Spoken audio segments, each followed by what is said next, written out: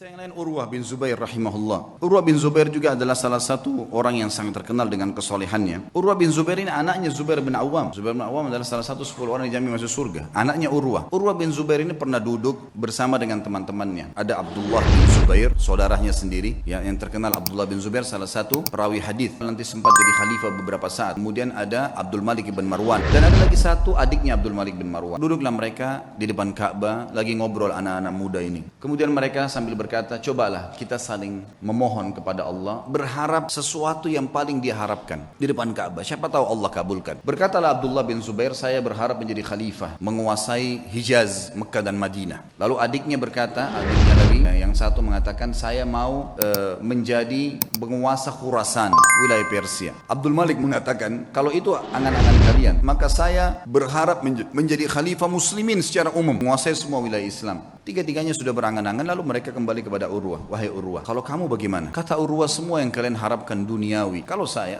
berharap menjadi seorang alim ulama muslimin, mengajarkan mereka tentang halal haramnya sang pencipta Allah, dan saya berharap balasan darinya. Maka selesai, bubarlah mereka ini. Ternyata subhanallah, angan-angan itu dikabulkan oleh Allah. Abdullah bin Zubair sempat menjadi khalifah beberapa bulan, adiknya juga sempat menjadi gubernur di Khurasan. Abdul Malik setelah itu menjadi khalifah muslimin yang besar, dan Urwah bin Zubair pun terima oleh Allah menjadi alim ulama, sampai menjadi 7 ulamanya Madinah pada saat itu. Ringkas cerita, Urwah bin Zubair pernah diuji oleh Allah subhanahu wa ta'ala. Ujiannya berat. Orang-orang beriman ini ujiannya berat. Tapi subhanallah, iman itu dijadikan, ya, kalau begini memahami teman-teman, kalau ada ujian yang berat datang kepada antum, lihat orang yang lebih berat. Misal masalah utang, coba lihat orang yang lebih berat. Karena ada orang yang lebih berat daripada kita, pastinya, tidak mungkin tidak. Dan juga teman-teman sekalian, bersangka baiklah dengan Allah. Kata Nabi SAW dalam sebuah hadis qudsi, kata Allah subhanahu wa ta'ala, ana inda dhanni abdi bi, saya sesuai dengan prasangkaan hambaku. Maka kita harus tahu teman-teman sekalian, kalau Allah sedang mencoba kita, berarti Allah sedang mencintai kita. Karena kalau tidak sedang dicoba, kita akan jauh dari ibadah. Orang kalau datang cobaan itu, sebenarnya dia makin dekat dengan Allah, dan umurnya makin pendek untuk menuju ke akhirat. Artinya makin pendek, tidak ada peluang untuk berbuat dosa lagi. Pendek dari sisi kemaksiatan, dia tidak bisa berbuat dosa lagi karena tidak ada waktu. Antum kalau lagi sakit keras terus diajak ke diskotik, nggak ada waktu. Orang yang buat dosa itu biasanya kalau banyak waktu, lihai-lihainya, lagi kosong, lagi nggak ada cobaan, enak, mobil mewah, uang banyak, itu maksiat nanti. Allah dengan maha cintanya kepada hambanya, dengan kemahamurahannya mendatangkan cobaan supaya dia tetap begitu. Biarin dia begitu, karena dia Allah tahu. Dengan begitu makin pendek umur untuk bermaksiat, tidak ada waktu bermaksiat, dan dia makin dekat dengan akhirat, dan itu pahalanya sudah cukup untuk memberikan derajatnya di surga sampai pada target. Seperti itulah. Maka nikmatin tuh cobaan, jangan terlalu banyak mengeluh. Coba nikmatin. Nanti akan kita sebutkan kisahnya. Urwah rahimahullah, beliau pernah mendatangi seorang khalifah, adiknya lagi Hisham, namanya Al-Walid ibn Abdul Malik. Al-Walid ibn Abdul Malik ini teman dekatnya dia. Jadi khalifah setelah kakaknya meninggal, kemudian diundanglah Urwah bin Zubair ini rahimahullah dari Madinah datang ke Irak, di Damaskus waktu itu. Dia bawa anak laki-lakinya. Anak laki-lakinya ini anak laki-laki yang sudah hafal Quran, umurnya sekitar 20 tahun, dibawa sama Urwah, dan ini mau dicetak jadi kadernya dia. Dan waktu itu kebetulan tidak ada anak laki-lakinya kecuali ini, satu orang. Dia punya 4 orang anak, 3-nya perempuan. Dia banggakan anaknya, dibawalah sama dia. Ringkas cerita, begitu memasuk istanahnya Al-Walid rahimahumullah, kemudian anaknya berkata, ayah, saya ingin melihat kuda-kuda kerajaan, bisa nggak? Oh ya, silahkan, kata ayahnya. Saya akan bertemu dengan Amir Mu'minin, ngobrol, kamu silahkan lihat. Dia lihatlah. Lagi ngobrol nih, Urwah bin Zubair sama Khalifah Al-Walid, tiba-tiba datang berita. Seorang pengawal masuk ketakutan, tiba-tiba memotong pembicaraan khalifah, dan pada saat itu ada peraturan di kerajaan tidak boleh memotong pembicaraan khalifah, kecuali penting sekali. Datang ketakutan, dan akhirnya dia mengatakan, saya harus memotong pembicaraan Anda. Kenapa kamu ini? Ada apa memotong pembicaraan saya tiba-tiba dipotong? Ada penting? Ada penyerangan musuh? Dia bilang, enggak Amir Mu'minin, ada penting tapi bukan penyerangan musuh. Anaknya Tuan Urwah mati tadi di kandang kuda, waktu dia lagi nonton kuda Anda, kuda kerajaan, saking asyiknya sampai kami sudah menahan tapi dia tetap mau mendekat. Ada satu ekor kuda mengangkat kakinya, menendang dadahnya, mati. Sekarang tergeletak mati. Kami bingung mau ngapain nih. Anaknya tadi satu-satunya laki-laki umur 20 tahun mati. Al-Walid kaget, ini yang tendang kudanya dia, mati di kerajaan dia. Tetap dia shock gitu kan, tidak enak. Tapi subhanallah, dia balik ke arah Urwah. Urwah senyum.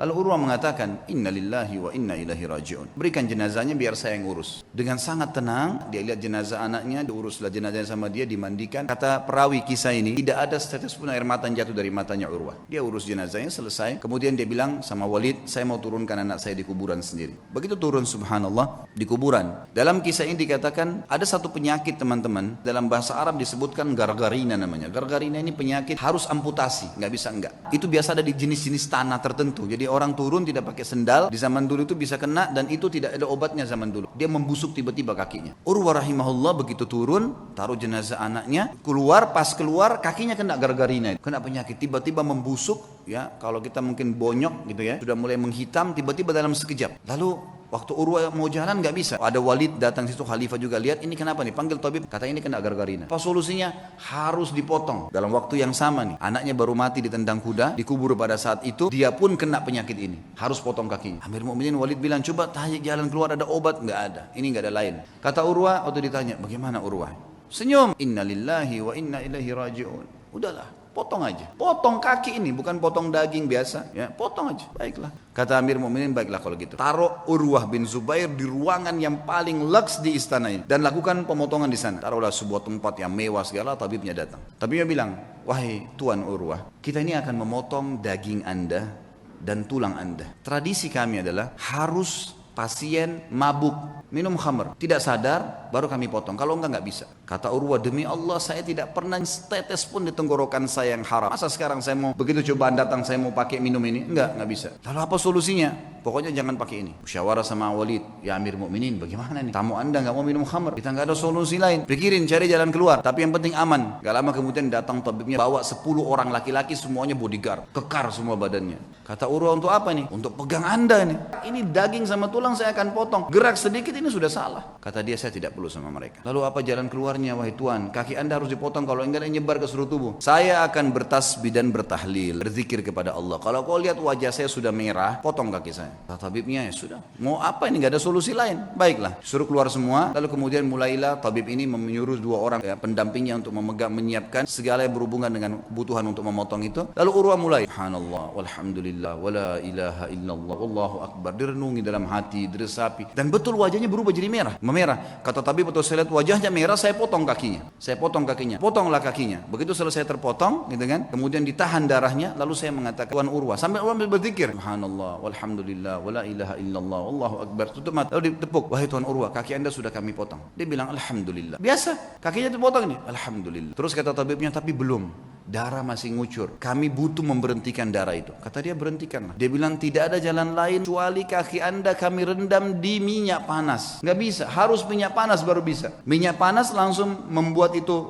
berhenti darahnya. Dia bilang, lakukanlah. Saya akan berzikir lalu lakukan. Kalau wajah saya memerah, tutup.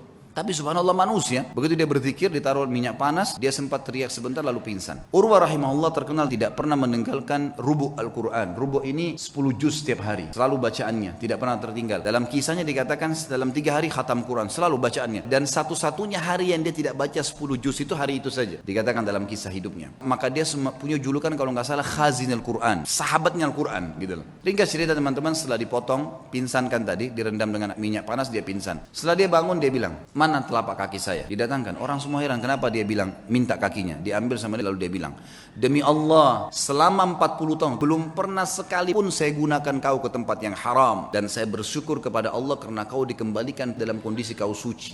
Dia berikan kesaksian terhadap dirinya, dan ini boleh diucapkan kalau seorang mukmin yakin dengan apa yang dia lakukan. Kemudian setelah itu dia pulang ke Madinah, teman-teman sekalian. Tentu sebelum pulang ke Madinah, Amir Mukminin ini bingung gimana caranya meringankan bebannya Urwah nih, supaya dia bisa tenang. Subhanallah, di hari yang sama dengan hikmah Allah, ada suku Arab datang, Badui. Mereka kelihatan dari padang pasir, kondisinya sangat susah. Ada satu di antara mereka matanya buta, ditopang oleh teman-temannya. Begitu masuk, kata Al-Walid, apa cerita kalian nih? Dari mana kalian? Kami dari kampung ini, kami butuh ini dan seterusnya. Terus ini yang buta kenapa nih? Ceritalah. Walid ini bilang, saya tidak tahu kenapa saya tanya. Kata yang buta itu, wahai Amir Mukminin, saya pemimpin mereka, saya kepala sukunya, dan saya ini Amir Mukminin adalah orang yang paling sehat dulunya, mata saya sehat, orang yang paling kaya dan paling banyak keturunan saya. Tapi keadaannya sekarang jadi begini. Kata Amir Mukminin, memang apa ceritanya kamu nih? Dia bilang, ceritanya begini Amir Mukminin. Satu malam saya sedang jalan sama istri sama anak saya sama dayang-dayang saya, jumlahnya banyak nih, ratusan orang. Semua harta saya bawa. Saya mau pindah kota. Kami turun di sebuah lembah, tiba-tiba tiba-tiba waktu lagi tidur malam, ada banjir nggak tahu dari mana di padang pasir tuh lembah, mengangkat semuanya, kemah-kemah, harta, semua anak istri saya mati semuanya, terbawa dengan air, banjir tiba-tiba, nggak tahu dari mana. Ini kisah nyata.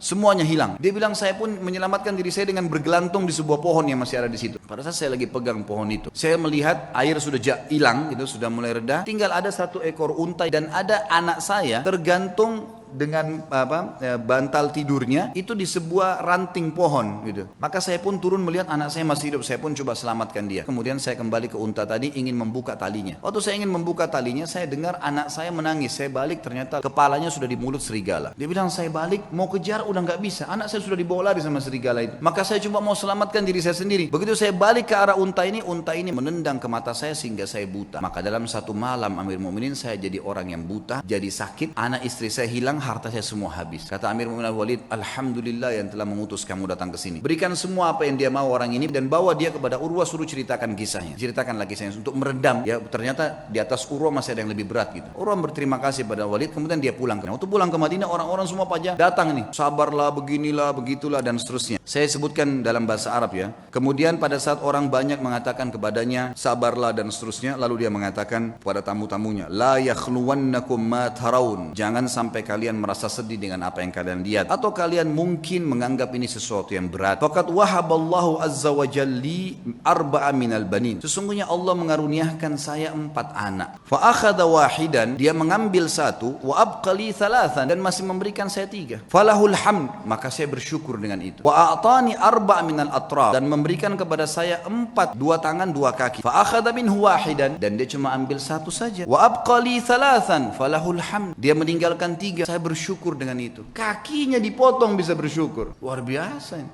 Fa wallahi, demi Allah dia bilang, dia motivasi dirinya dan juga motivasi kepada orang yang dengar. Lau akhadallahu minni qalila, kalau seandainya Allah mengambil sedikit dari saya, faqad abqali katsira, dia telah meninggalkan buat saya hal yang banyak. Fa ini ibtalani marrah, kalau dia coba saya dengan 1 kali, faqad ta'lama afani marrat, dan dia telah menyelamatkan saya dalam banyak kejadian yang lain. Semua orang pun akhirnya bala berterima kasih pada Urwah dan akhirnya mereka pergi. Dan beliau berkata kepada anak-anaknya pada saat itu untuk menjelaskan apa yang membuat dia kekal seperti itu. Ya bani, wahai anak-anakku, yang masih hidup ada 3 orang, ada istrinya, semua keluarganya masih ada. Ta'allamul ilm, belajarlah ilmu agama yang benar. Waqtuhu haqqah, dan lowongkan waktu untuk itu, kasih haknya. Jangan cuma anggap remeh kapan ada waktu taklim, enggak. Lowongkan waktu, harus setiap hari dengar ilmu. Innakum in takunu sighara qaumin, kalau seandainya hari ini kalian menjadi orang yang kecil, fa'asallahu an yaj'alakum bil ilmi kubara'al qaum, maka satu waktu pasti Allah jadikan kalian orang yang besar karena ilmu itu.